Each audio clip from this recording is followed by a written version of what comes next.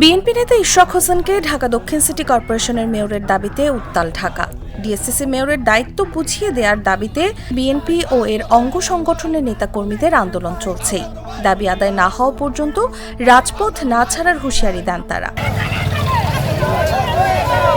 এদিকে আদালত বলছে ইশরাক হোসেনকে মেয়র হিসেবে শপথ পড়াতে বাধা নেই। বৃহস্পতিবার ইশরাক হোসেনকে ঢাকা দক্ষিণ সিটি কর্পোরেশনের মেয়র ঘোষণা করে নির্বাচন কমিশনের দেয়া গেজেটের কার্যক্রম স্থগিত চেয়ে করা রিট খারিজ করে দিয়েছেন হাইকোর্ট।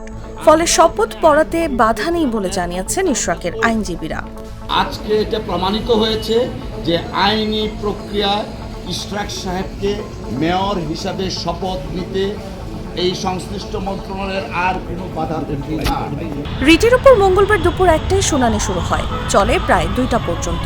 এরপর মুলতবি করা হয়। বিকেল 4:10 থেকে প্রায় 5:15 পর্যন্ত ফের শুনানি চলার পর আদেশের জন্য বুধবার দুপুর 12:30টার সময় ফের শুনানি ও আদেশের জন্য নির্ধারণ করা ছিল। সেটি পিছিয়ে বৃহস্পতিবার রিটের আদেশ দেওয়ার জন্য দিন ধার্য করা হয়। গত 2 দিন ধরে চলা শুনানি শেষে বিচারপতি মোহাম্মদ আকরাম হোসেন চৌধুরী ও বিচারপতি দেবাশিস রায় চৌধুরীর সমন্বয়ে গঠিত হাইকোর্ট বেঞ্চ এই আদেশ দেন। আমরা যদি গত কয়েকদিনের ধারাবাহিকতা দেখি, এই স্থানীয় সরকার মন্ত্রণালয়ের উপদেষ্টা লয়ার নোটিশ ইস্যু করা হয়েছে, কোর্টে মামলা পেন্ডিং, যে কারণে শপথ দিচ্ছেন না। যিনি হয়তো বা কোনো রাজনৈতিক মোটিভ নিয়ে এই বিষয়টাকে ঘোরাচ্ছিলেন, তিনিও এখন অন্তত আজকের এই রিজেকশনের পরে আইনের প্রতি শ্রদ্ধাশীল থেকে নির্দিষ্ট ডেটের মধ্যে শপথ গ্রহণের ব্যবস্থা করবেন।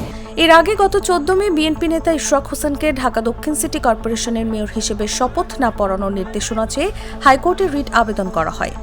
সেই সঙ্গে বিএনপির বৈদেশিক বিষয়ক কমিটির সদস্য ইশরাক হোসেনকে মেয়র ঘোষণা করা, ঢাকার প্রথম যুগ্ম জেলা জজ ও নির্বাচনী ট্রাইব্যুনালের বিচারকের বিরুদ্ধে শাস্তিমূলক ব্যবস্থা গ্রহণের নির্দেশনাও চাওয়া হয় রিটে। 2020 সালের 1 ফেব্রুয়ারি ঢাকা দক্ষিণ সিটির নির্বাচন হয়। বিএনপির ইশরাক হোসেনকে 2.25 লাখ ভোটের ব্যবধানে হারিয়ে আওয়ামী লীগের শেখ ফজলে নূর তাপস মেয়র হন।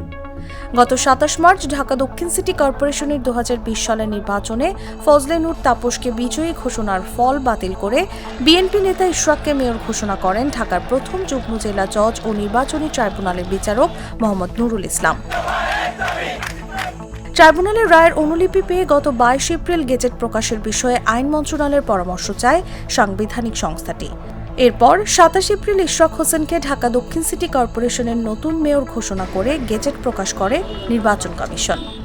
তাসলিমা তিথি, জাগো নিউজ।